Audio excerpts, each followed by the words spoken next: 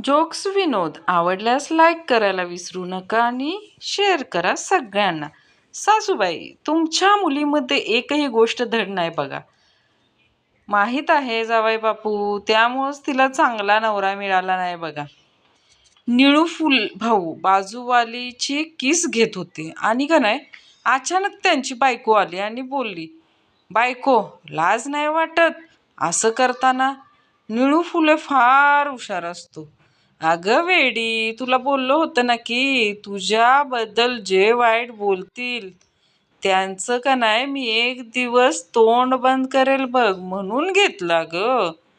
एकदा एक पाटील आंघोळ करताना शॅम्पू डोक्याला आणि खांद्याला लावत होता. बायको, आव हे काय करताय? शॅम्पू डोक्याला लावायचा असतो. पाटील, अगं येडे, हा काय साधा शॅम्पू नाही, हा तर हेड अँड शोल्डर आहे बघ. एक मुलगा असतो, त्याचं नाव असतं बघा चड्ड्या. एके दिवशी का नाही तो शाळेत जातो आणि फक्त यानेच होमवर्क केलेला असतो. मग टीचर म्हणते, चड्ड्या सोडून सगळ्यांनी उभे राहा. जोक जर आवडत असतील तर शेअर करायला विसरू नका. सोनी, शेजारच्या आजी मला खूप त्रास द्यायच्या. कुणाचंही लग्न ठरलं की माझे गाल ओढून म्हणायच्या, आता तुझा नंबर बरं का. मोनी, मग तू असं काय केलं ज्यांच्यामुळे त्यांची ही सवय सुटली? सोनी, त्यांना त्यांच्या स्टाईलमध्ये उत्तर दिलं. कुणाच्या मरणाची बातमी आली की मी त्यांचा गाल ओढून म्हणायचे, आता तुमचा नंबर बरं का. काळू, काय बाळू, एवढं पत्र पाठवूनही शेवटी माझ्या लग्नाला तू नाही आलास. बाळू, अरे तुझे पत्र मला मिळालंच नाही. काळू, पण मी पत्रात लिहिलं होतं ना की पत्र नाही मिळालं तरी लग्नाला अवश्य यावे म्हणून. नवरा झाडाला पाणी देत असतो, त्यावेळी अचानक बायको येते आणि म्हणते, मी तुमच्या मोबाईल फोनमध्ये काहीतरी पाहिलं आहे, तुमच्याशी मला बोलायचंय, लवकर पाणी झाडांना घाला. आता 2 दिवस झाले नवरा झाडाला पाणीच देतोय, पाईप सोडायला तयारच नाही. पिंट्या देवळात जाऊन देवाकडे प्रार्थना करू लागला, देवा, माझी एक प्रार्थना आहे, पंजाबला अमेरिकेची राजधानी करून टाक. देव प्रकट होऊन आश्चर्याने म्हणाला, तुझा त्याच्याशी काय संबंध? देवा, आज इतिहासाचा पेपर होता, त्यात मी तसंच लिहून आलोय. देव पुन्हा अंतर्धान पावले. भाषा ज्ञानाची एक स्पर्धा सुरू असते. तिथं स्पर्धकांना प्रश्न विचारला जातो, एक असं वाक्य सांगा ज्यातून भीती, जिज्ञासा, शांतता, राग, आनंद या सगळ्या गोष्टींचा आभास होईल. एका स्पर्धकाला पहिल्या नंबरचं बक्षीस मिळालं. त्यानं लिहिलं होतं, बायको माझ्याशी बोलत नाही. नवऱ्यानं घटस्फोटासाठी अर्ज केलेला असतो. सुनावणी सुरू होते. नवरा, जज साहेब, मला बायकोपासून घटस्फोट हवाय. वकील, अरे पण कारण काय? नवरा, 6 महिने झाले ती माझ्याशी एकही शब्द बोलली नाही. वकील, बघ, पुन्हा एकदा विचार कर, अशी बायको नशीबवान लोकांनाच मिळते. अकबर बिरबल, मला सांग, आपल्या कर्मचाऱ्यांमध्ये सगळ्यात जास्त काम करणारा माणूस कोण आहे? सांगू शकशील का? बिरबल, महाराज, मी सर्वांना बोलवून घेतो मग सांगतो. बिरबल सर्वांना बोलवतो आणि एकाचा हात पकडून राजाला म्हणतो, महाराज, हा माणूस सर्वात जास्त काम करतो.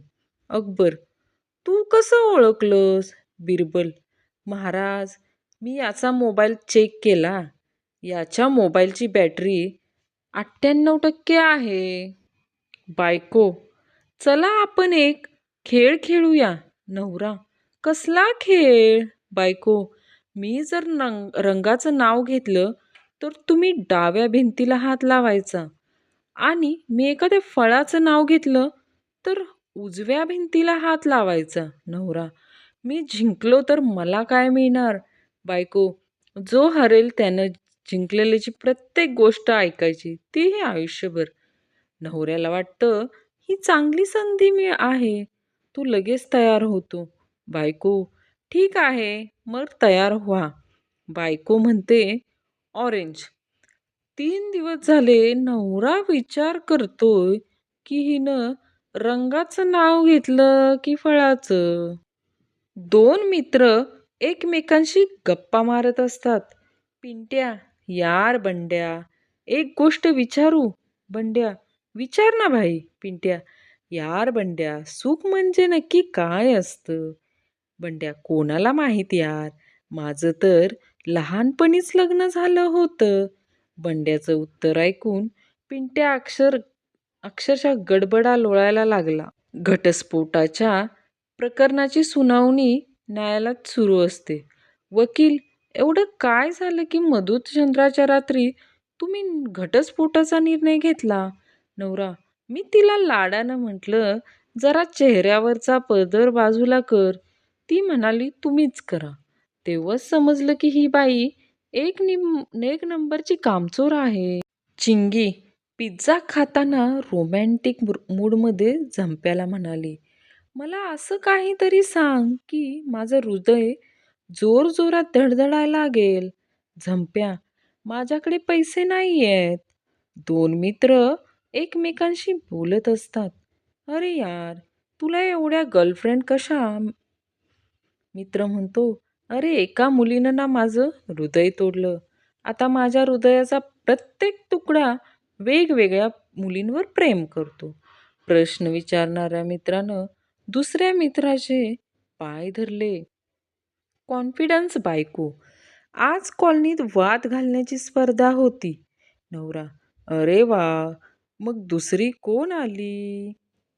मुलीला बघायला आलेले पाहुणे पुढे काय करायचं ठरवलंय? मुलगी: काही नाही, आता तुम्ही गेलात की मोबाईल घेऊन बसणार. सुरेश: डॉक्टर साहेब, माझी एक समस्या आहे. डॉक्टर: बोला, काय झालं?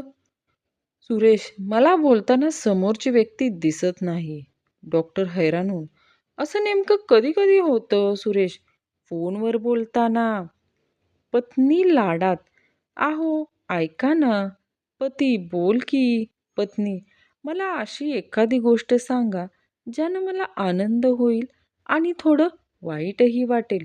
पती: माझं सर्वस्व आहे तू, माझं आयुष्य आहेस. पत्नी: आया हो.